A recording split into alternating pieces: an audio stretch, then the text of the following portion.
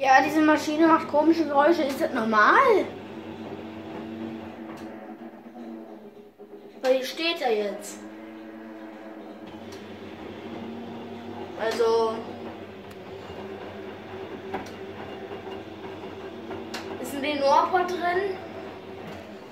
Leute, Korbundwäsche ohne Vorwäsche bei 35 Grad ungefähr. Ja. Aber ist das normal? Ich mache davon jetzt gleich noch ein Video, aber das ist nochmal so ein kleines Update, ob das normal ist, das Geräusch.